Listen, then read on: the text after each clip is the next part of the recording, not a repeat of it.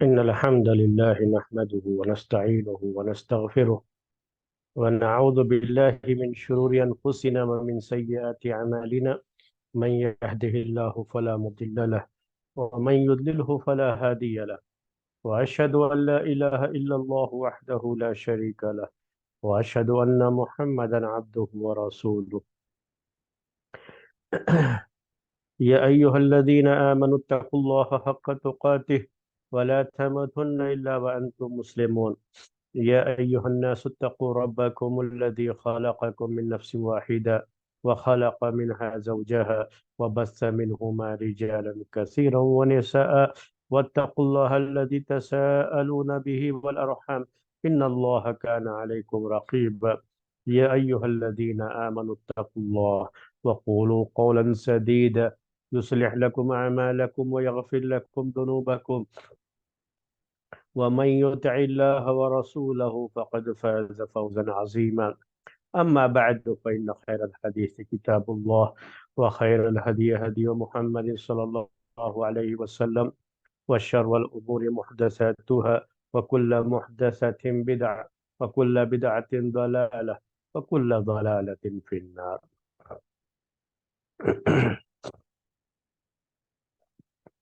محترم بھائیو، اسلامی تاریخ سے متعلق ہمارا یہ درس، جس میں پچھلے ہفتے واقع حرہ کی تلخی اور واقع حرہ سے متعلق جو دکھ اور تکلیف ہوتی ہے، تاریخ میں ان باتوں کو پڑھ کر کے جو ہم تکلیف محسوس کرتے ہیں اس کا ذکر آپ کے سامنے آیا۔ اور واقع حرہ یہ یزید بن معاویہ کے دور خلافت کا ایک ایسا واقعہ ہے جو ہمیشہ اس کی پیشانی پر یا پوری خلافت اور پوری بنی امیہ کی تاریخ پر ایک بدنما داغ بن کر کے ہمیشہ سے یہ واقعہ رہے گا۔ واقعہ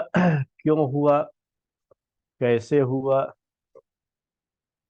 اس کے پیچھے کیا عوامل تھے، کیا اسباب تھے،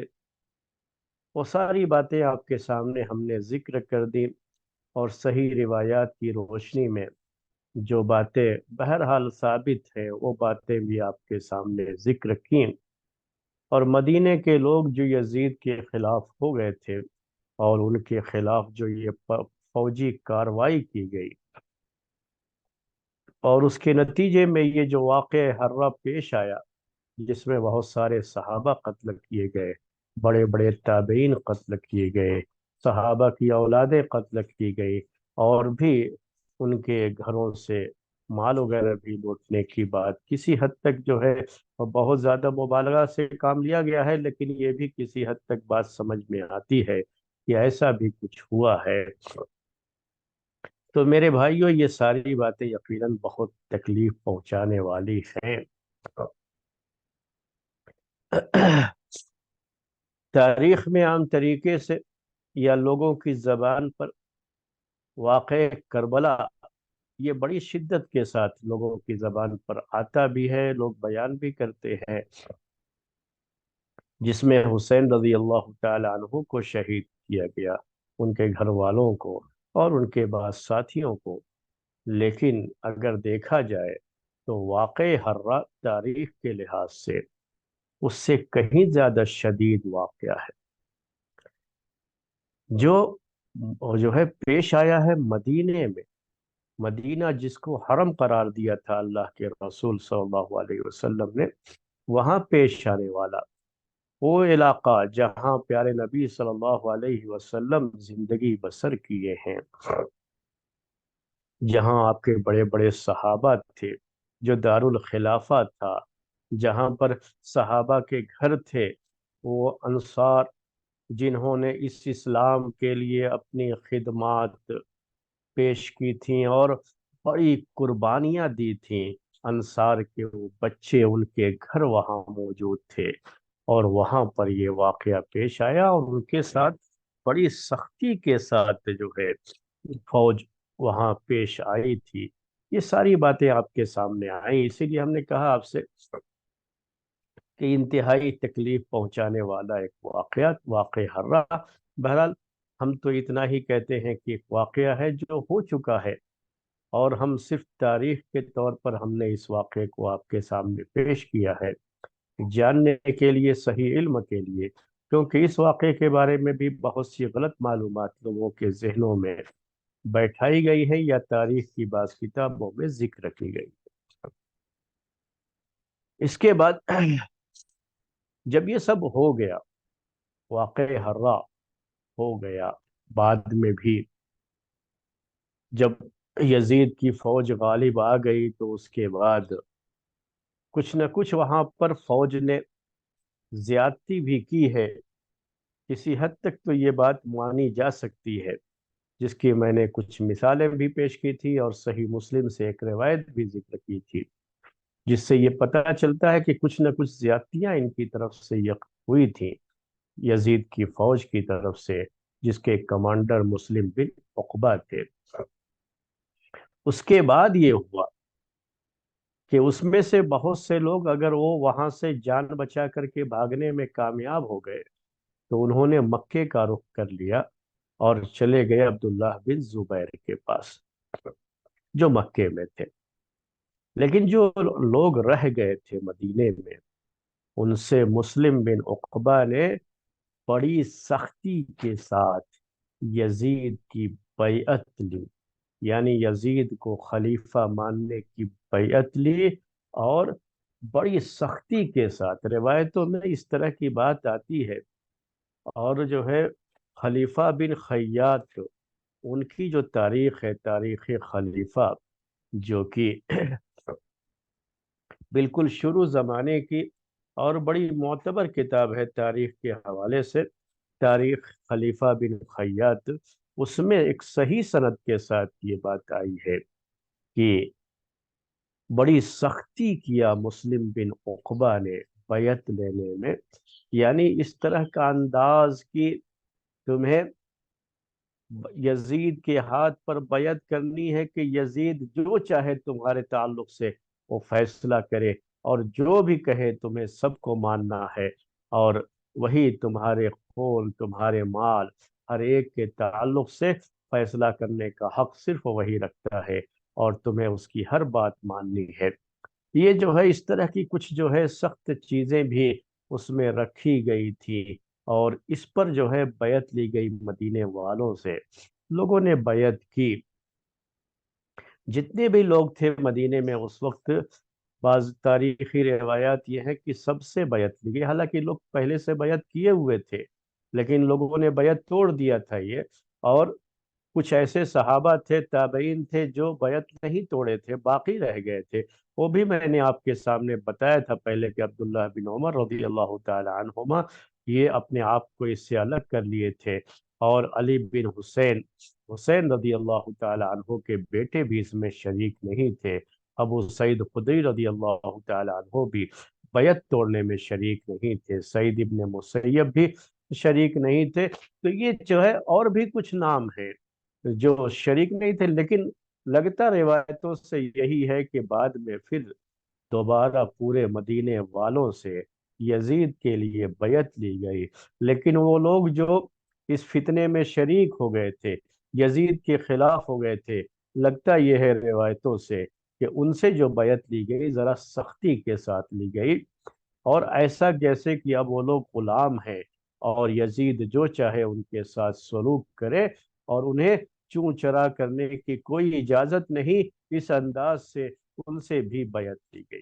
تو بہرحال یہ بیعت ہو گئی، کچھ لوگ وہاں سے بھاگ کر کے مکہ چلے گئے، بقیہ جو لوگ بھی وہاں پر تھے انہوں نے بیعت کر لی دوبارہ، اور یزید کے ہاتھ پر دوبارہ بیعت ہو گئی۔ جب مدینے سے فارغ ہو گیا مسلم بن عقبہ، تو اب یہ مدینے سے فارغ ہونے کے بعد مکے کا اس نے ارادہ کیا۔ مکے میں عبداللہ بن زبیر رضی اللہ تعالی عنہ تھے، اور یہ بھی یزید کے ہاتھ پر بیعت نہیں کیے تھے خلافت کی، ان کے بارے میں پہلے بھی بات آپ کے سامنے آ چکی ہے کہ حسین بن علی رضی اللہ تعالی عنہما اور عبداللہ بن زبیر رضی اللہ تعالی عنہما، انہوں نے یزید کے ہاتھ پر بیعت نہیں کی تھی۔ اور حسین بن علی رضی اللہ تعالی عنہ تو کربلا چلے گئے، یعنی کوفہ چلے گئے تھے، اور وہاں وہ شہید ہو گئے۔ عبداللہ بن زبیر رضی اللہ تعالی عنہما یہ مکے سے باہر نہیں نکلے، مکے میں رہے، لیکن ابھی تک بھی انہوں نے بیعت نہیں کی تھی۔ تو مسلم بن عقبہ مدینے سے فارغ ہونے کے بعد یہ مکے کے ارادے سے وہاں سے نکلا ہے، اور ہرش نامی ایک گھاٹی تھی، پہاڑی راستہ یہ وہاں پہنچا۔ تو وہاں پر جو ہے اس نے جو بھی لشکر کے کمانڈر تھے، بڑے لوگ تھے، سردار لوگ تھے، ان کو اکٹھا کیا، اور کہا اس کے بعد کہ امیر المؤمنین یعنی یزید بن معاویہ نے مجھے یہ حکم دیا تھا جب مجھے شام سے بھیجا تھا کہ اگر مجھے کچھ ہو جاتا ہے تو تمہارے اوپر خلیفہ حسین، تمہارے اوپر امیر، خلیفہ نہیں ہے، امیر یعنی فوج کے کمانڈر، یہ حسین بن نمیر سکونی ہوں گے۔ تو یہ بات اس نے ذکر کی وہاں کے لوگوں سے، اور کہا کہ اگر مجھے کچھ ہو جاتا ہے تو میرے بعد کمانڈر جو ہوں گے وہ حسین بن نمیر سکونی ہوں گے۔ تو اس طرح سے یہ معاملہ جو ہے یہ ہوا، اور اس کے بعد وہاں سے وہ جو مدینے سے گیا ہے مکے کے ارادے سے، اس کے اندر کچھ تھوڑی سی اکڑ زیادہ بھی آ گئی تھی مسلم بن عقبہ کے پاس۔ جو آدمی مدینے کے لوگوں کے ساتھ اس طرح کا سلوک کیا ہو، اس طرح کی سختی برتی ہو، تو ظاہر سی بات ہے کہ اب اس کے دل میں نرمی کہاں سے رہے گی۔ اور وہ تھوڑی سی باتیں اس کے بارے میں ہیں یہ، یعنی اس طرح کے الفاظ تاریخ کی بعض کتابوں میں لکھے گئے ہیں، جیسے البدایہ والنہایہ میں بھی اس طرح کی بات امام ابن کثیر نے لکھی ہے کہ وہ یہی کہتا تھا کہ اللہ اور اس کے رسول پر ایمان، کلمہ لا الہ الا اللہ، اور کلمہ شہادت اشہد ان لا الہ الا اللہ اشہد ان محمدً عبدہ ورسولہ، وہ کہتا تھا کہ اس کلمے کے بعد جو میرے نزدیک سب سے بہتر عمل ہے جو میں نے کیا ہے، وہ مدینے والوں کے ساتھ جو لڑائی کی ہے اور جو انہیں قتل کیا ہے، اس سے زیادہ اللہ تعالیٰ کے یہاں میرے نزدیک اور کوئی اچھا عمل نہیں ہے۔ تو اس طرح کی بات جو ہے، یعنی یہ سب باتیں بتا رہی ہے کہ اس کے دل میں سختی آ گئی تھی مسلم بن عقبہ کے۔ اور ایسا ہوتا ہے جب بعض ایسے لوگ جن کے فضائل بالکل ثابت ہوتے ہیں، ان کے ساتھ اگر اس طرح کی بدسلوکیاں کر جاتا ہے تو اس کے دل سے اللہ تعالیٰ نرمی کو نکال دیتا ہے اور سختیاں بھر دیتا ہے۔ تو یہی معاملہ کچھ ایسے ہی اس کا بھی ہوا۔ یہ سب جو ہے حماقت بھری باتیں ہیں، بیوقوفوں کی باتیں ہیں۔ حق تو یہ ہے کہ ہمیشہ اس واقعے کو یاد کر کے یہ کہنا چاہیے کہ شاید میری زندگی کا یہ ایک ایسا واقعہ ہے جو میں کبھی بھول نہیں پاؤں گا، کہ مجھے ایک ایسی سرزمین پر اور ایسے لوگوں کے ساتھ جنگ کرنی پڑی جو صحابہ اور صحابہ کی اولاد تھے، ایسی سرزمین جسے پیارے نبی صلی اللہ علیہ وسلم نے حرم قرار دیا تھا۔ اس کو تھوڑا افسوس ظاہر کرنا چاہیے تھا کہ ہمیں مجبوری تھی کہ ہمیں ایسا کرنا پڑا، ورنہ کبھی بھی کوئی مسلمان دل سے ایسا کوئی کام نہیں کر سکتا، لیکن وہ ذرا فخر کے انداز میں اس کو بیان کرتا تھا۔ تو یہی سب چیزیں بتا رہی ہے کہ شاید اس کے دل میں بڑی سختی آ گئی تھی۔ بہرحال یہ شخص جو کہ مسلم بن عقبہ جس کا نام تھا، اور جس نے اس طرح کی جو ہے حرکت کی تھی، یہ بھی زیادہ دن زندہ نہیں رہا، اور یہ جو مکہ کا ارادہ کر کے وہاں سے نکلا اور مکہ جا رہا تھا، راستے میں اس نے یہ کام بھی کیا کہ حسین بن نمیر سکونی کو اپنے بعد کہ میرے بعد یہ کمانڈر ہوں گے وہ متعین بھی کر دیا تھا، اور اسی راستے میں اس کا جو ہے اس کی موت بھی آ گئی، زیادہ دن یہ بھی زندہ نہیں رہا۔ دنیا میں جو بھی آیا ہے میرے بھائیوں، اس کو زیادہ دن زندہ نہیں رہنا ہے، ہر ایک کو ایک نہ ایک دن جانا ہے۔ تو ایک طرف اس کا یہ معاملہ ہوا۔ اس کے بعد یزید کا معاملہ۔ یزید بن معاویہ جو کہ امیر المؤمنین، خلیفہ وقت کے خلیفہ یہ، اور جنہوں نے یہ فوج بھیجی تھی مدینے، جب اس کے پاس خبر پہنچی اس واقعہ حرہ کی، اور یہ خبر پہنچی کہ اس کی فوج کامیاب ہو گئی ہے اور مدینے والے اس جنگ میں ہار گئے ہیں، تو جب یہ خبر اس کو پہنچی، تب جو ہے اس نے ضحاک بن قیس فہری کو بلایا، اور اس سلسلے میں بہرحال کچھ باتیں کی اس کو جو ہے، اور اس کو بلا کر کے کہا کہ تم دیکھو کہ مدینے والے، ان کو کتنی پریشانیوں کا سامنا کرنا پڑا ہوگا، اور کس طرح کی پریشانیوں کے دور سے وہ لوگ گزرے ہوں گے جب ان کے خلاف جو ہے جنگ لڑی گئی ہے، ان کو مجبور کیا گیا ہے کہ وہ جنگ لڑیں، اس طرح کے جو حالات ہوئے ہیں۔ تو اس طرح کے حالات میں بہرحال مدینے کے لوگوں کو پریشانی تو ہوئی ہوگی، تو اس نے یہ کیا کہ کچھ لوگوں کو جو ہے متعین کر کے کہ ان کے ذریعے سے کھانا اور سامان مدینے والوں کے لیے شام سے بھیجا جائے، تاکہ ان کو جو پریشانیاں ہوئی ہیں ان پریشانیوں میں کچھ کمی آ سکے۔ یعنی یزید کو جب یہ خبر پہنچی ہے واقع حرہ کی، تو اس نے کوئی خوشی نہیں منائی اس کے تعلق سے، اور نہ ہی اس طرح کی کوئی جو ہے چیز ظاہر کی، اور بلکہ اس نے دکھ کا اظہار کرتے ہوئے مدینے والوں کے لیے اپنے یہاں سے سامان بھیجنے کی تیاری کی، تاکہ ان کو جو پریشانیاں ہوئی ہیں اس میں ان کو کچھ کمی آ سکے، اور ان کے لیے جو ہے کچھ جو ہے بھلائی ہو سکے، کچھ اچھی چیزیں ہو سکیں، اس کے لیے اس نے وہاں سے ان کے لیے سامان بھیجا۔ سامان جو ہے بھیجا، یہ صحیح بات ہے، یعنی یہ جو ہے وہ روایتیں ہیں جو صحیح جو ہے ایسی کتابوں میں موجود ہیں، جن کتابوں پر جو ہے آپ کسی حد تک جو ہے اس پر بھروسہ کر سکتے ہیں، آپ جو ہے البدایہ والنہایہ وغیرہ میں۔ لیکن وہ ایسی بھی روایتیں ہیں جو شیعی جو ہے مورخین کے ذریعے سے آئی ہوئی ہے، کہ وہ باقاعدہ جو ہے خوشی منانے کی بات ذکر کرتے ہیں کہ یزید نے جب اس کو واقع حرہ کی خبر پہنچی ہے تو بڑی خوشیاں منائی، اور وہ انداز جو ذکر کیا گیا ہے وہ انداز بہرحال ایک کسی بھی مسلمان خلیفہ کے لیے اس طرح کا انداز مناسب نہیں ہو سکتا، لیکن یہ سب کی سب جو ہے شیعوں کی بنی امیہ سے جو دشمنی تھی، اسی دشمنی کا نتیجہ ہے کہ جھوٹی روایتیں اس سلسلے میں پیش کی گئی ہیں، تو ان روایتوں پر زیادہ جو ہے اعتبار نہیں کیا جا سکتا۔ اس کے بعد یہ واقع حرہ ہم نے آپ سے کہا کہ پیش آ گیا، ہو چکا ہے، تاریخ کا ایک حصہ ہے۔ اب اس سلسلے میں ہمیں یہ بحث کرنے کی بھی ضرورت نہیں ہے کہ مدینے والے جو کہ مقابلے کے لیے کھڑے ہوئے تھے، وہ کیوں جو ہے ناکام ہو گئے، ان کی فوج کیوں کامیاب نہیں ہوئی، لوگ اس پر بھی بحث کرتے رہے ہیں۔ یہ تو اللہ تبارک و تعالیٰ کی مشیت ہے میرے بھائیوں، اللہ تعالیٰ کا ارادہ ہے، اللہ تبارک و تعالیٰ کی طرف سے ایک چیز مقدر بھی تھی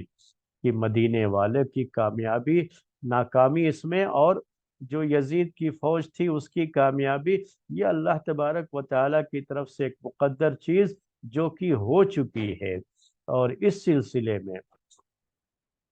تجزیہ کرنے کی کوئی ضرورت نہیں ہے۔ تجزیہ کا مطلب انالائز کرنا کہ ایسا کیوں ہوا، آخر مدینے والے کیوں کامیاب نہیں ہوئے، اس میں جیسے بعض لوگ ذکر کرتے ہیں اس میں کہ چونکہ ان کی صفوں میں اتحاد نہیں تھا، مدینے والوں کی صفوں میں اتحاد نہیں تھا، اور ان کے الگ الگ لیڈر تھے، سب جو ہے ایک لیڈر کے ماتحت نہیں تھے، اور ظاہر سی بات ہے کہ جب صفوں میں اتحاد نہ ہو تو اس کی وجہ سے اس طرح کی چیزیں ہوتی ہیں کہ آدمی جس جو ہے ایمانی جذبے کے ساتھ لڑنا چاہیے وہ چیز باقی نہیں رہتی۔ تو اس طرح کی باتیں لوگوں نے جو ہے لکھی ہے۔ میرے کہنے کا مطلب یہ ہے کہ ہمیں اس کی کوئی ضرورت نہیں ہے۔ اور اس سلسلے میں مورخین نے، تاریخ لکھنے والوں نے کبھی بھی واقع حرہ کے تعلق سے انہوں نے جو نتائج نکالے ہیں اور ان کی جو باتیں ہوتی ہیں، وہ بہرحال یہ بات تو اپنی جگہ پر ہے کہ بڑے بڑے صحابہ اس جنگ میں مارے گئے ہیں۔ عبداللہ بن زید ایک بڑے مشہور صحابی ہیں جنہوں نے پیارے نبی صلی اللہ علیہ وسلم کے وضو کی کیفیت کو بیان کیا ہے، اور حدیث کی کتابوں میں ان کی یہ حدیث خاص طریقے سے وضو کے بیان میں ذکر کی جاتی ہے۔ اس جنگ میں وہ بھی مارے گئے تھے۔ تو بڑے بڑے صحابہ اس میں مارے گئے ہیں میرے بھائیوں، قتل کیے گئے ہیں۔ عبداللہ بن حنزلہ کا ہم نے ذکر کیا تھا آپ کے سامنے کہ وہ بھی، ان کے بیٹے بھی کس طریقے سے اس جنگ میں سب کی سب شہید ہو گئے، قتل کیے گئے۔ تو یہ مصیبت میرے بھائیوں کچھ کم نہ تھی جو واقع حرہ کے موقع پر ہوئی ہے، اور ان سب کو بھی ہمیں اپنے ذہن میں رکھنا چاہیے۔ اب اس کے بعد جو ہے معاملہ یہاں پر ختم ہو گیا مدینے والوں کا، لیکن ابھی مکے کا مسئلہ باقی رہ گیا تھا۔ مکے کا مسئلہ کیا ہے کہ عبداللہ بن زبیر رضی اللہ تعالی عنہما مکے میں تھے، اور وہ مکے کے اپنے آپ کو مکے کا امیر کہتے تھے، اور یہ یعنی انہوں نے یزید کے ہاتھ پر بیعت نہیں کی تھی، اور یزید کی خلافت کے لیے انہوں نے بیعت نہیں کی تھی۔ یہ بات میں نے بار بار کہی ہے۔ تو عبداللہ بن زبیر کا معاملہ ابھی باقی۔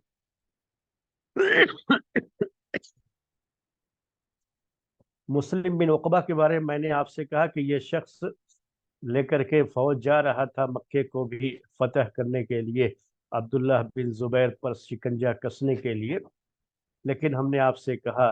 کہ اس کی بھی وفات ہو گئی اور یہ جو ہے دنیا سے رخصت ہوا۔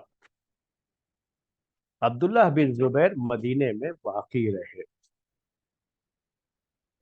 عبداللہ بن زبیر کا معاملہ یہ ہوا کہ انہوں نے اس سلسلے میں بڑی چالاکی سے کام کیا ہے، بڑی دور اندیشی سے کام۔ یہ باہر مکے سے باہر نہیں نکلتے تھے، اور اپنے آپ کو مکے میں ہی انہوں نے ایک طرح سے قید کر لیا تھا، اور مکے میں ہی تھے، مکے سے باہر نکلنے کو وہ پسند نہیں کرتے تھے، کیونکہ انہیں یہ علم تھا کہ مکہ جو بہت ہی محترم ہے، بلد حرام ہے، اور کوئی بھی یہاں خون بہانا اس کو پسند نہیں کرے گا۔ تو مسلمانوں کے دلوں میں مکے کے تعلق سے، اس کے احترام کے تعلق سے، ان کا جو ایمان ہے، ان کے دلوں میں جو اس کی محبت ہے، اسی لیے کبھی بھی یزید کی فوج ان کے خلاف کسی طرح کی بدسلوکی کرنے کی جرأت نہیں کرے گی جب تک وہ مکے میں ہیں۔ اسی لیے وہ مکے میں ہی رہے، مکے سے باہر نہیں جاتے۔ دوسری بات یہ تھی ان کی کہ مکہ جو ہے ہر سال حج کرنے کے لیے لوگوں کو یہاں ہر جگہ سے آنا ہے، اس طرح سے لوگوں سے ملنا، لوگوں سے جو ہے ملاقات کر کے ان سے جو ہے اس پورے معاملے میں بات کرنا، اور یزید کے تعلق سے کہ یزید یہ صحیح خلیفہ نہیں ہے، اس کے تعلق سے اگر کہیں رائے بنانی ہو، رائے عامہ کو ہموار کرنا ہو، تو یہ موقع بھی وہاں پر مکے میں رہتے ہوئے آسانی سے ہو سکتا ہے۔ تو اس طرح سے بہرحال مکے کو ایک خاص اہمیت حاصل تھی، اور عبداللہ بن زبیر رضی اللہ تعالی عنہما یہ برابر جو ہے اسی وجہ سے مکے میں باقی رہے، مکے میں ہی رہے۔ عبداللہ بن زبیر رضی اللہ تعالی عنہما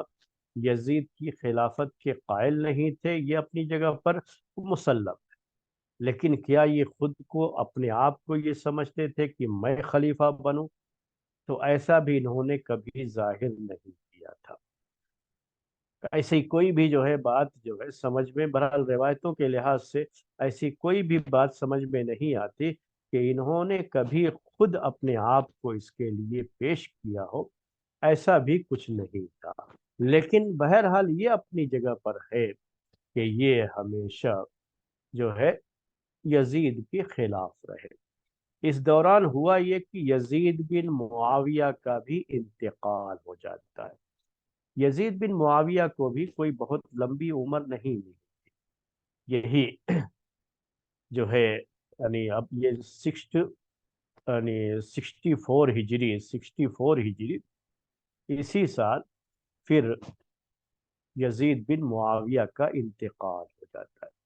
64 یہ واقع حرہ کے بعد اس کا انتقال بھی ہو جاتا ہے۔ اب یزید بن معاویہ کا انتقال ہو جاتا ہے تو اب کیا ہوگا مسئلہ؟ اب خلیفہ کون ہوگا؟ یزید بن معاویہ کے بعد خلیفہ جن کو بننا تھا، جو خلیفہ وہ تھے معاویہ، ان کا نام بھی معاویہ ہے، معاویہ بن یزید، یعنی یزید کے بیٹے معاویہ، انہی کو جو ہے ان کے بعد خلیفہ بننا تھا۔ تو پہلے تو یزید بن معاویہ کا انتقال ہو جاتا ہے، اور آپ جانتے ہی ہیں کہ جو ہے یہ جس عمر میں ان کو خلیفہ بنایا گیا تھا، پہلے اس کا ذکر آ چکا ہے، 40 سال بھی ابھی عمر نہیں تھی ان کی، اور ان کی خلافت کے صرف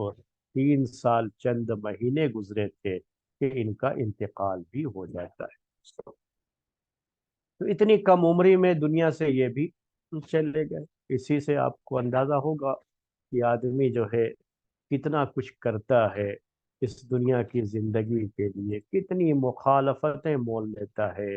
کتنوں کے خلاف جنگیں لڑنی پڑی، سب کچھ کرنا پڑا، واقع کربلا پیش آیا، واقع حرہ پیش آیا، عبداللہ بن زبیر رضی اللہ تعالی عنہما کا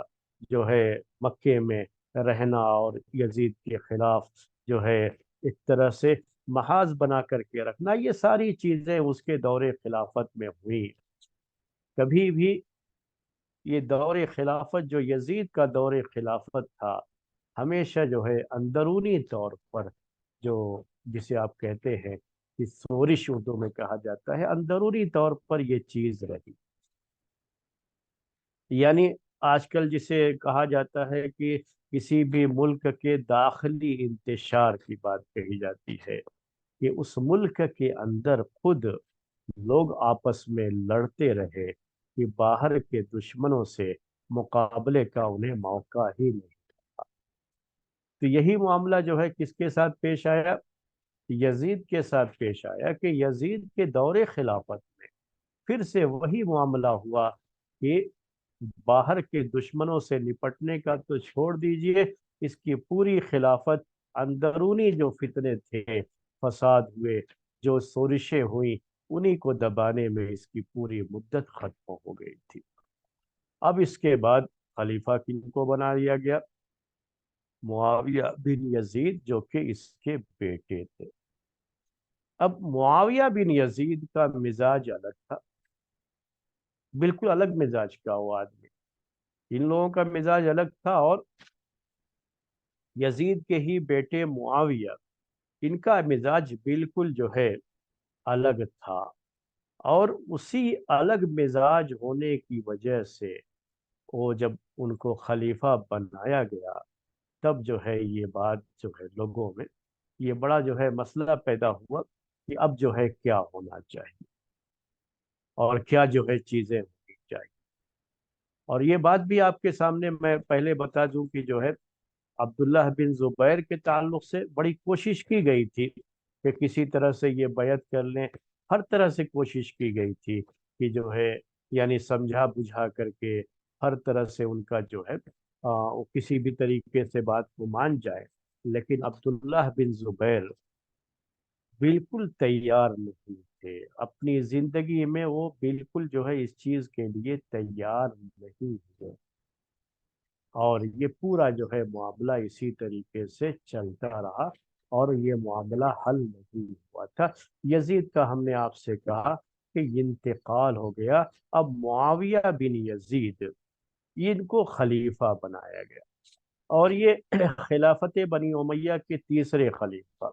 تو پہلے تو معاویہ رضی اللہ تعالیٰ عنہ جو صحابی ہے، پھر ان کے بیٹے یزید، پھر ان کے بیٹے معاویہ، ان کا نام بھی معاویہ ہے۔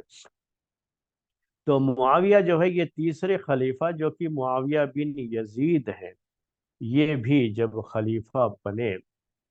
تو اس وقت ان کے ہاتھ پر جو ہے لوگوں نے بیعت کر لی ان کے باپ کی وفات کے بعد، لیکن یہ زیادہ اس کو پسند نہیں کرتے تھے۔ ان کے بارے میں لوگوں نے لکھا ہے کہ یہ بڑے ہی نیک اور عبادت گزار آدمی تھے، ان کو بہت زیادہ سیاست میں دلچسپی نہیں تھی، خلافت کے اس معاملے میں ان کو کوئی زیادہ دلچسپی نہیں تھی، اور اسی وجہ سے انہوں نے بہت کم مدت خلافت میں گزاری ہے، یعنی سال کی بات نہیں ہے، خلیفہ بننے کے بعد بعض مورخین نے لکھا ہے کہ صرف 3 مہینے 3 مہینے 3 مہینے یہ خلیفہ رہے ہیں بس، اور بعض لوگوں نے صرف 40 دن لکھا ہے، یعنی 1 مہینہ 10 دن۔ تو چاہے جو بھی ہو، برحال 3 مہینہ یا 40 دن، یعنی اسی طرح کی مدت، یعنی بڑی تھوڑی سی مدت جو ہے ان کی خلافت کی رہی ہے۔ اسی لیے ان کی خلافت کے تعلق سے ایسی کوئی بات نہیں آتی ہے کہ انہوں نے اپنی خلافت کے دور میں کیا کام انجام دیا، کیا کیا انہوں نے، کچھ بھی نہیں۔ بلکہ میں نے آپ سے کہا کہ لگتا تو یہی ہے کہ یہ کوئی جو ہے سیاست کو پسند نہ کرنے والے لوگوں میں سے تھے، اور اپنے آپ کو سیاسی امور سے دور رکھنے والوں میں ان کا شمار ہوتا تھا۔ اسی لیے جب یہ خلیفہ تھے تب بھی ضحاک بن قیس عملاً خلیفہ وہ تھے، یہ نہیں تھے۔ ان کے بارے میں یہ بھی ہے کہ یہ بیمار رہتے تھے، اسی لیے لوگوں کو نماز پڑھانے کے لیے بھی مسجد میں نہیں آتے تھے، مسجد میں لوگوں کو نماز ضحاک بن قیس پڑھایا کرتے تھے، اور سارے خلافت کے معاملات وہی دیکھا کرتے تھے، اور اسی کے بعد ان کا بھی انتقال ہو جاتا ہے۔ معاویہ بن یزید کا بھی انتقال ہو جاتا ہے، یہ تیسرے خلیفہ، اور چند مہینے کے یہ خلیفہ تھے بس، اور یہ چند مہینے بھی جو انہوں نے گزارے خلافت میں، تو کبھی بھی خلافت کے معاملات کو خود نہیں سنبھالا، بلکہ ایک دوسرے شخص ضحاک بن قیس وہی خلافت کے معاملات کو دیکھتے تھے۔ تو اب آپ کے سامنے تھوڑی سی تصویر واضح ہوئی ہوگی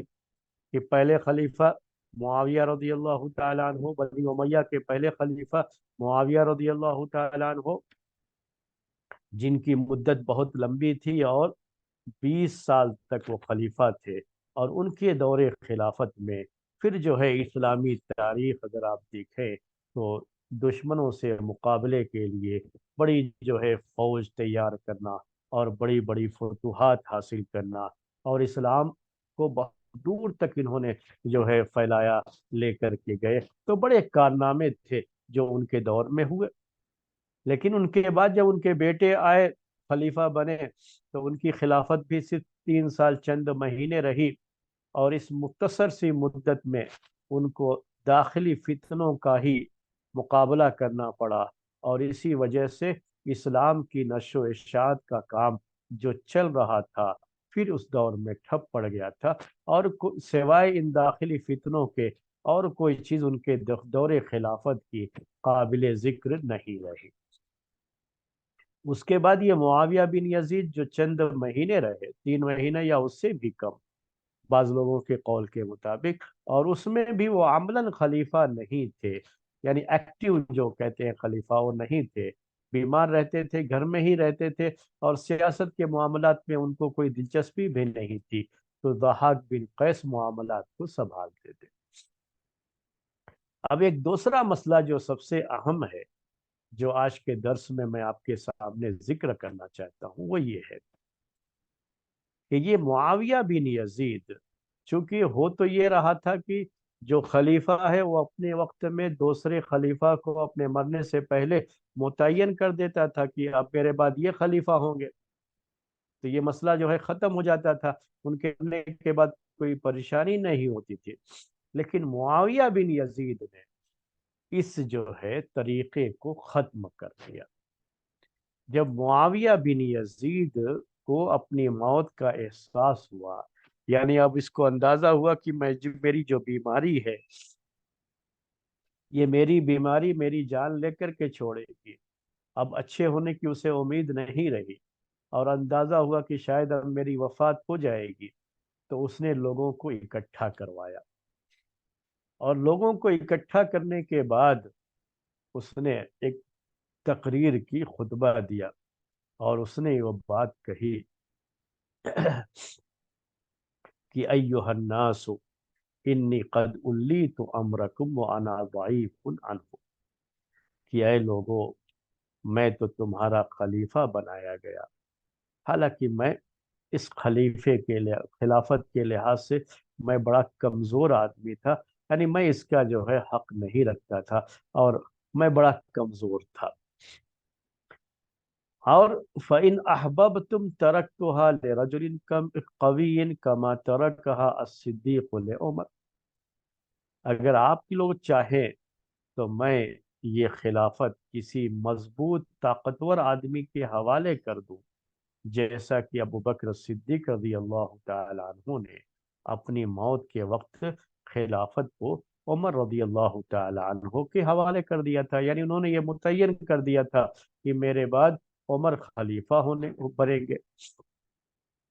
وَإِن شِئْتُمْ تَرَكْتُهَا شُورَى فِي سِتَّةٍ، اور اگر آپ چاہیں تو جیسے عمر نے کیا اپنے انتقال کے وقت میں، کہ انہوں نے 6 آدمیوں کو متعین کر دیا تھا کہ انہی میں سے کوئی یہ اپنے 6 میں سے کسی کو خلیفہ چن لیں گے،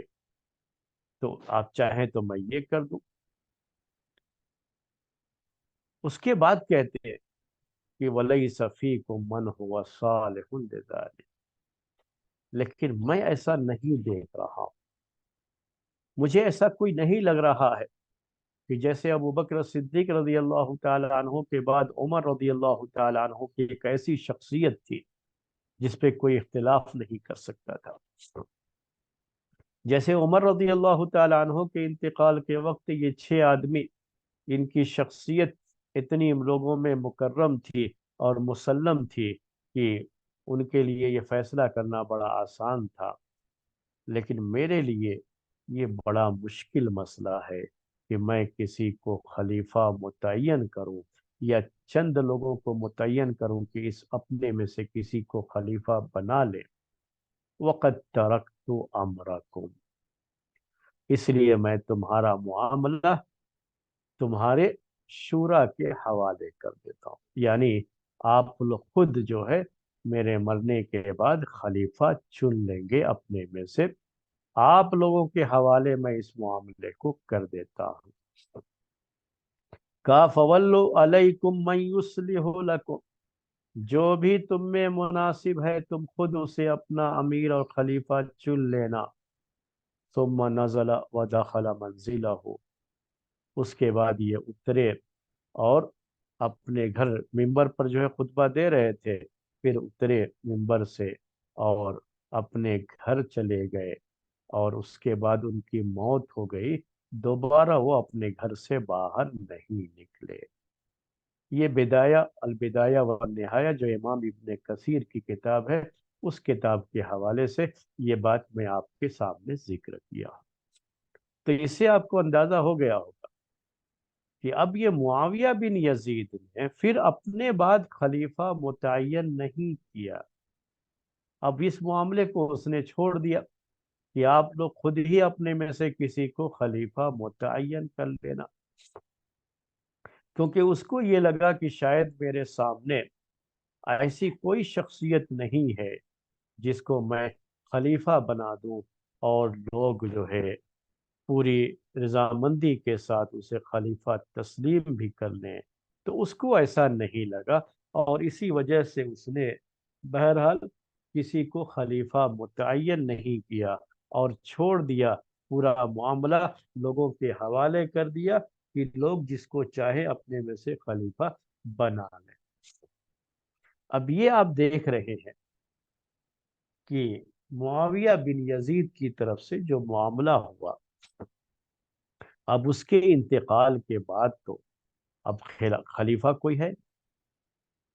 جب جو ہے کوئی خلیفہ نہیں ہے اس کے بعد،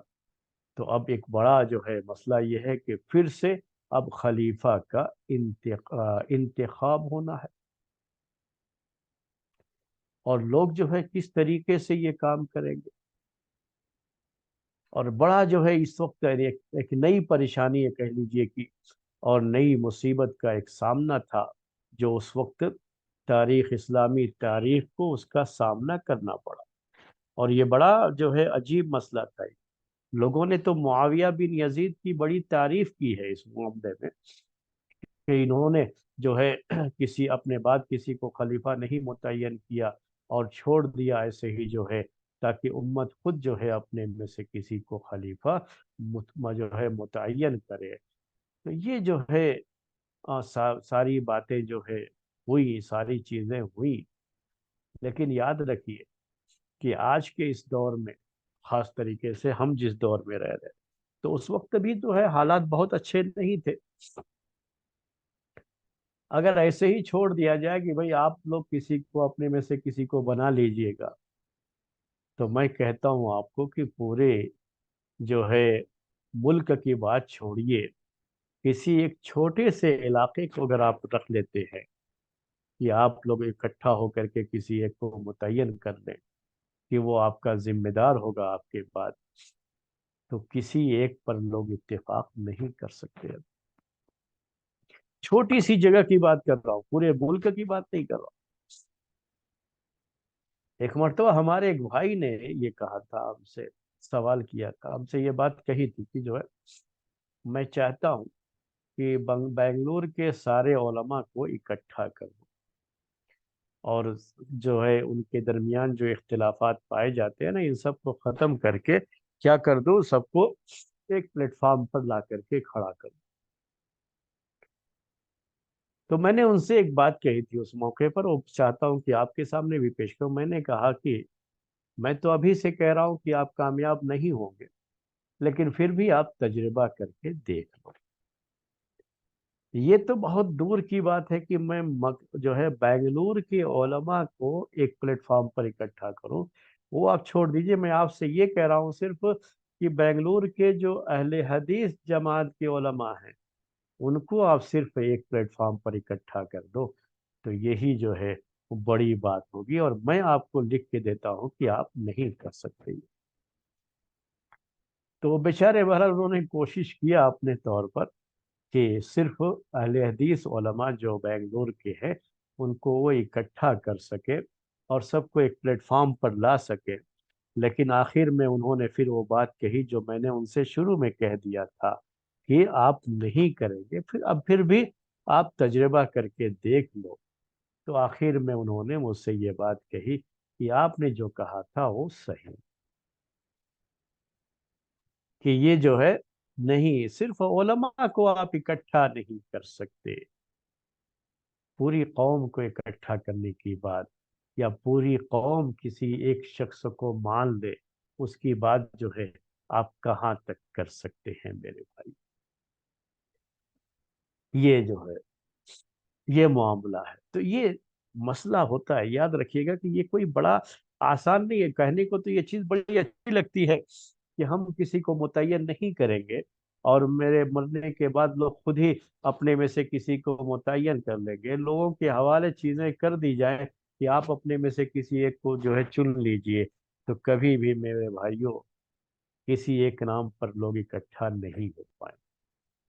یہ آپ لکھ لیجئے، کبھی بھی اکٹھا نہیں ہو پائیں، اور کبھی بھی امت کی صفوں میں اتحاد کا تو چھوڑ ہی دیجئے، کیونکہ آپ کے سامنے عام طریقے سے بات تو یہی ہوتی رہتی ہے نا کہ ہمارے علماء ہی ہمارے لیڈر ہیں، اور ہمارے علماء ہی ہمارے رہبر ہیں، وہی ہمیں رہنمائی کریں گے ہماری، وہ جیسا کہیں گے انہی کے مشورے کے مطابق ہم چلتے رہیں گے۔ اور ابھی ہم نے آپ کو ایک تلخ حقیقت بتا دی کہ یہی علماء ہوتے ہیں کہ یہ خود کبھی اکٹھا نہیں ہو سکتے، یہ خود جو ہے کسی طرح کی قربانی دینے کے لیے تیار نہیں، تو کہاں تک آپ جو ہے اکٹھا کر پائیں گے امت کو، کہاں تک لوگوں کو اکٹھا کر پائیں گے، کہاں تک اس کے بارے میں سوچیں گے؟ اس لیے جب ایک شخص متعین ہوتا ہے کہ یہ خلیفہ ہوں گے، اور جو ہے ان کے مرنے کے بعد یہ خلیفہ ہوں گے، تو کسی حد تک جو ہے اگر وہ آدمی اچھا ہے، بہتر ہے، اس کے لائق ہے، تو بہرحال اس میں جتنی یعنی امت کے لیے ایک طرح سے کہہ لیجئے کہ فتنوں سے بچنے کا ایک ذریعہ ہو سکتا ہے یہ، کہ ہر آدمی کو جب یہ امید رہتی ہے کہ میں خلیفہ بنوں، میں خلیفہ بنوں، میں امیر بنوں، تو جہاں اس طرح کی گنجائش ہوتی ہے وہاں ہمیشہ جو ہے فتنے ہوتے ہیں، پریشانیاں ہوتی ہے۔ اور جہاں ایسا رہتا ہے احساس کہ ان کے بعد تو فلاں آدمی ہی جو ہے بنے گا، تو لوگوں کو چونکہ اس طرح کی لالچ نہیں رہتی ہے کہ میں بھی بن سکتا ہوں، میں بھی بن سکتا ہوں، جب ان کے ذہنوں میں یہ نہیں رہتا ہے کہ میں بھی بن سکتا ہوں، تو پھر وہ لوگ ہمیشہ یہ سوچ کر کے رہتے ہیں کہ بھائی ہمارے بعد کوئی اور ہی خلیفہ بنے، جو ہے خلیفہ کوئی جو بھی بنے گا اس کے ہاتھ پر بیعت کر کے ہم کو اس کی اطاعت کرنی ہے اور اس کے حکم کے مطابق چلنا ہے۔ تو لوگوں کے دلوں میں یہ جو حکومت کی خواہش ہوتی ہے، ذمہ دار بننے کی خواہش ہوتی ہے، وہ خواہش جو ہے دب جاتی ہے جب انہیں احساس ہوتا ہے کہ ہم جو ہے ہم تو نہ نہیں بننے والے، ہم کو تو بنایا نہیں جائے۔ لیکن اگر تھوڑا سا بھی احساس ہو کہ ہمارا نمبر بھی لگ سکتا ہے، تو پھر لوگ کھڑے ہو جاتے ہیں اور حکومت وقت کے خلاف کھڑے ہو جاتے ہیں۔ اگر کسی کو متعین کرنا چاہیں گے کہ جو ہے فلاں آدمی کو متعین کرے، تو ان کو متعین کر دیا تو ان کے جو مخالفین ہوں گے وہ کھڑے ہو گئے اس کے خلاف اور ماننے کو تیار نہیں ہوں گے، اور ہوتا یہی ہے۔ میں آپ کو ایک مثال دیتا ہوں اس سلسلے میں کہ جو ہندوستان میں کئی جمعیات ہیں کام کرتی ہیں، بہت ساری جمعیات کام کرتی ہیں، مسلمانوں میں بہت ساری جمعیات ہیں جو کام کرتی ہیں۔ جمعیت کا مطلب یہ ہوتا ہے کہ یہ جو سوسائٹیز جو ہے، تو جیسے جمعیت اہل حدیث یہ بھی ایک جماعت ہے، وہ بھی کام کرتی ہے۔ ان کا اپنا معاملہ کہ جب ان کو کسی کو امیر بنانا ہوتا ہے، جنرل سیکریٹری بنانا ہوتا ہے، امین العام جسے کہتے ہیں، جنرل سیکریٹری جو ہے پوری جماعت کے لیے، تو اس وقت اتنے ہنگامے ہوتے ہیں، اتنے ہنگامے ہوتے ہیں کہ آپ تصور نہیں کر سکتے۔ تو بہت سے اچھے لوگ جو ہوتے ہیں وہ تو اپنا گوشۂ عافیت تلاش کر لیتے ہیں کہ اس سے الگ تھلگ اپنے آپ کو رکھتے ہیں، اس کے اندر جاتے ہی نہیں۔ لیکن جن کی خواہشیں ہوتی ہیں اس میں حصہ لینے کی وہ جاتے ہیں، اور جتنے ہنگامے ہوتے ہیں آپ سوچ نہیں سکتے اس کو۔ وہ تو چھوڑ دیجئے اس پیمانے پر، میں آپ کو جو ہے یہ جو صوبائی جو ہے یعنی اسٹیٹ لیول کے جو ان کے انتخابات ہوتے ہیں، اور اس کے نیچے پھر جو ہے ڈسٹرکٹ لیول کے جو ہوتے ہیں، ان سب میں جا کر کے دیکھیے گا تو بہرحال اسی طرح کے حالات ہوتے ہیں۔ ہمیشہ جو ہے جو بھی کوئی بھی سیکریٹری ہو یا جو ہے صدر ہو، امیر جسے کہتے ہیں، یہ امیر جمعیت کے امیر ہوں، سیکریٹری ہوں، ہمیشہ ان کے خلاف کوئی نہ کوئی جماعت رہتی ہی ہے، یعنی جماعت ہی کے لوگ ہوتے ہیں جو ان کے خلاف کام کرتے رہتے ہیں، اور ان کی جو ہے جو بدعنوانیاں ہوتی ہیں، ان کی جو خیانتیں ہوتی ہیں، یا کہہ لیجئے کہ ان کے خلاف پروپیگنڈا ہی صحیح لیکن پروپیگنڈا ہمیشہ کرتے رہتے ہیں، یہ ساری چیزیں ہمیشہ رہتی ہیں۔ ایک چھوٹی سی جماعت کے لیے بھی جب یہ ممکن نہیں ہو پاتا ہے کہ جب ان کا معاملہ ان کے پورے حوالے کر دیا جائے کہ آپ اپنے میں سے کسی ایک کو جو ہے امیر چن لیجئے، سیکریٹری چن لیجئے، تو وہ لوگ اتفاق نہیں کر پاتے ہیں، اور اگر کہیں کسی کو چن بھی لیا جاتا ہے تو اس کے بعد اس کے خلاف ہمیشہ محاذ قائم رہتا ہے۔ تو اگر پوری امت کو ایسے ہی چھوڑ دیا جائے اور خلافت کے معاملے کو ایسے ہی چھوڑ دیا جائے تو لوگوں میں کتنی جو ہے پریشانیاں، لوگوں کو کتنی پریشانیوں کا سامنا کرنا ہے۔ آپ تصور کر لیجئے کتنا بڑا مسئلہ جو ہے پیش آئے گا۔ کہنے کو یہ بات بڑی اچھی لگتی ہے کہ پیارے نبی صلی اللہ علیہ وسلم دنیا سے گئے تو آپ نے کسی کو خلیفہ متعین نہیں کیا اور امت کے حوالے کر دیا کہ یہ باہمی مشورے سے کسی کو خلیفہ چن لے۔ لیکن پیارے نبی صلی اللہ علیہ وسلم جن کو چھوڑ کر کے گئے تھے وہ ابو بکر تھے، عمر تھے، عثمان تھے، علی تھے، ابو عبیدہ بن جراح تھے، سعد بن ابی وقاص تھے، عبد الرحمن بن عوف تھے۔ اس طرح کی بڑی شخصیات تھی میرے بھائیوں جو ہے، جن کے تقوی جن کا تقوی اور آخرت کو ترجیح دینا دنیا پر، اور جن کی امانتیں یہ ضرب المثل تھی، اور جن کی امانت داری کی قسمیں کھا سکتے ہیں، ایسے لوگ تھے۔ ان کی آج کے دور کی طرح سے نہیں تھے یہ لوگ۔ آج جو ہے آپ کسی امانت دار آدمی کو تلاش کرنے نکلیں گے تو شاید ہی کوئی ملے آپ کو، اگر کوئی ہوگا تو گمنامی کے کہیں کسی گوشے میں پڑا ہوا ہوگا۔ اتنی آسانی سے آپ کو امانت دار آدمی ملنے والا نہیں ہے آج کے اس دور میں، خیرخواہ آدمی ملنے والا نہیں ہے، اپنی قربانیاں پیش کرنے والا کوئی نہیں ملے گا،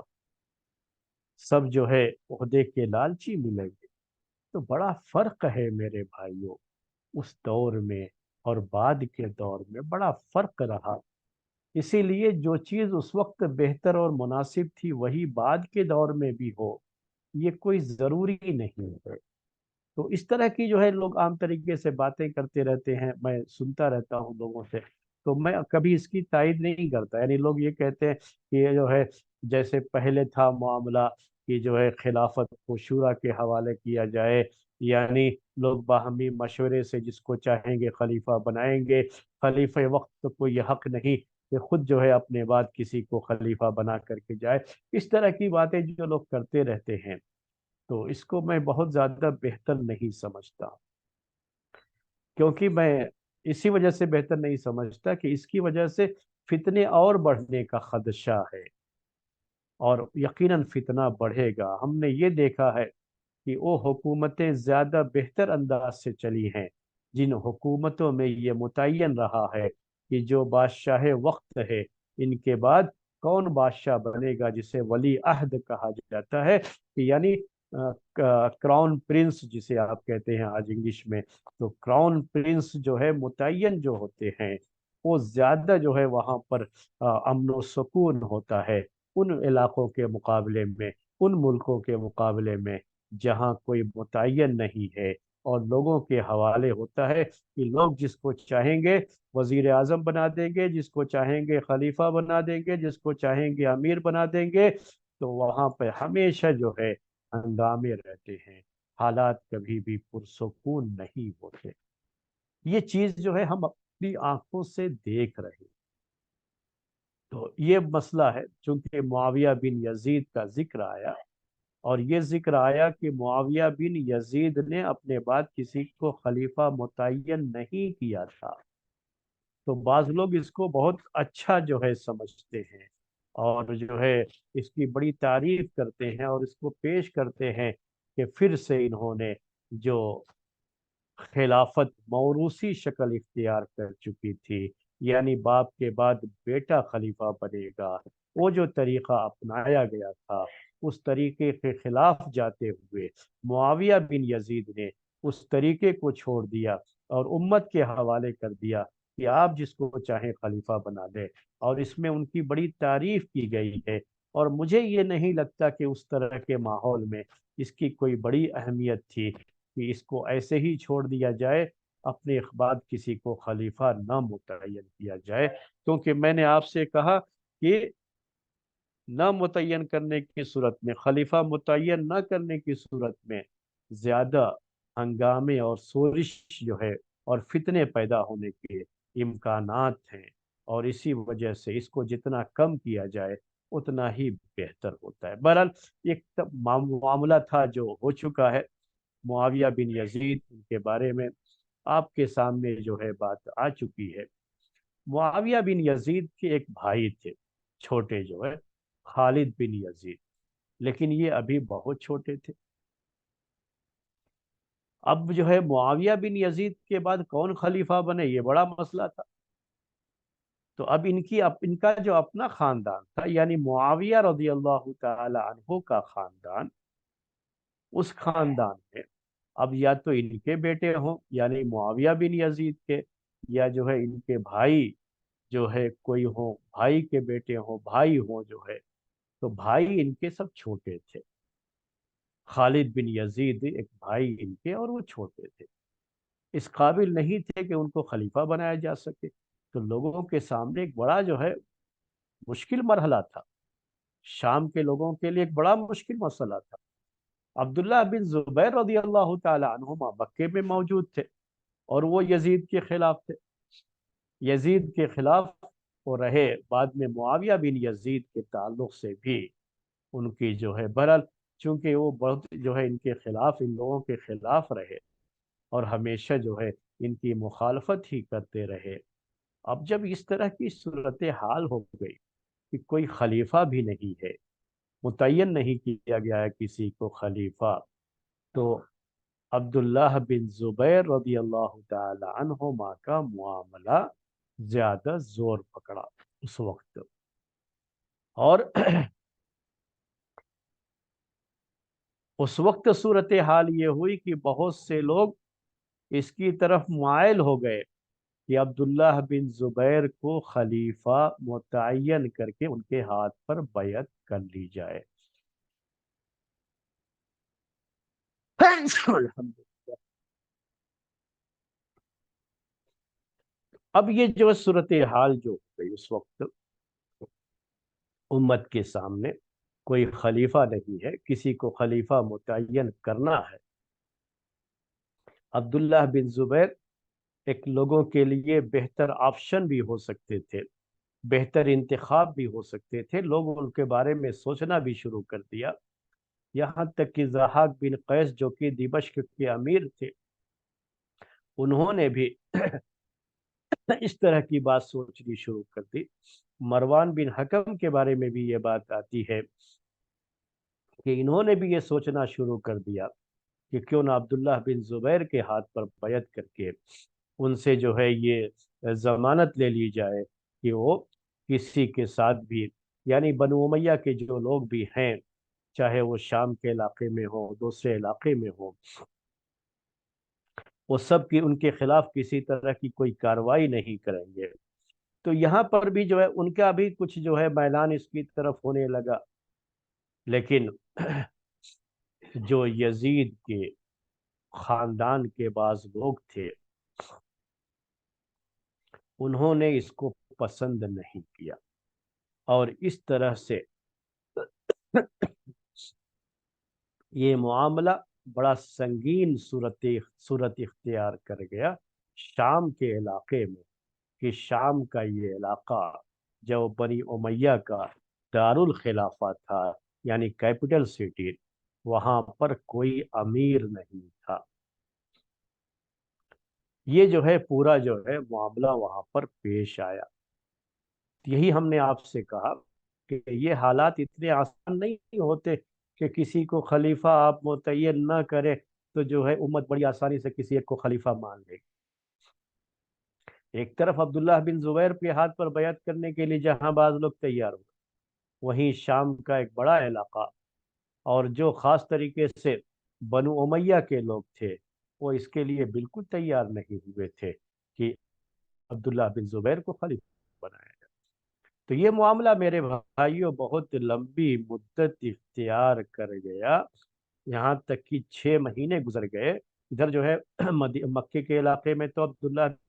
زبیر مورچہ سنبھالے ہوئے تھے، اور انہی کی قیادت چل رہی تھی، اور انہی کے ہاتھ پر لوگ بیعت کر کے ان کو جو ہے اپنا امیر مان چکے تھے۔ لیکن شام کے علاقے میں ابھی ایسا کچھ نہیں تھا۔ اس کے بعد مروان بن حکم، مروان بن حکم وہاں پہ خلیفہ متعین ہوتا ہے، اور اس طرح سے مروان بن حکم خلیفہ بنتا ہے معاویہ بن یزید کے بعد، جو 6 مہینے کی مدت کے بعد مروان بن حکم یہ خلیفہ بن جاتا ہے بنو امیہ کی طرف سے۔ اب یہ کچھ مسائل ہیں یہاں پر جو ذہنوں میں آتے ہیں، پیدا ہوتے ہیں بہرحال، کہ جو ہے کون اب خلیفہ ہوگا، عبداللہ بن زبیر کو خلیفہ مانا جائے یا مروان کو خلیفہ مانا جائے، یہ بڑا مسئلہ جو ہے لوگوں کے ذہنوں میں آ سکتا ہے، یہ سب صورتیں جو ہے اس میں پیدا ہوتی ہے۔ تو ایسے ہی حالات کو چھوڑ دینے میں کوئی بہت بھلائی نہیں ہوتی ہے۔ میں یہ سب کہنا چاہ رہا ہوں کہ یہ جو چیز جو ہے لوگوں کے ذہنوں میں ہے کہ بجائے اس کے کہ بادشاہ خود اپنے بعد کسی کو خلیفہ متعین کرے، بادشاہ متعین کرے، چھوڑ دینا چاہیے، امت کے حوالے کر دینا چاہیے، یہ جو بات کہی جاتی رہتی ہے، اس میں کوئی بہت زیادہ خیر کا پہلو نہیں ہے، بلکہ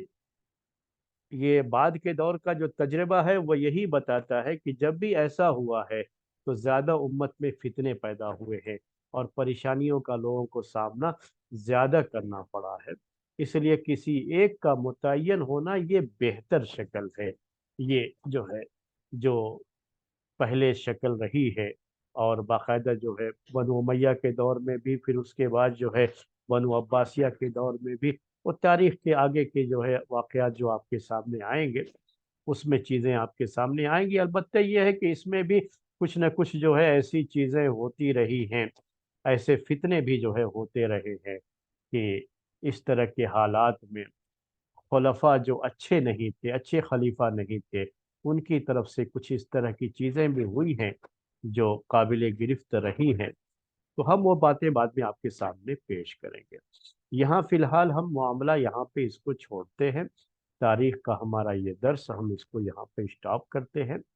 اب اس کے بعد سے جو ہمارے سامنے بات آئے گی وہ مروان بن حکم کے تعلق سے آئے گی۔ یہاں تک کی تاریخ آپ کے سامنے آ گئی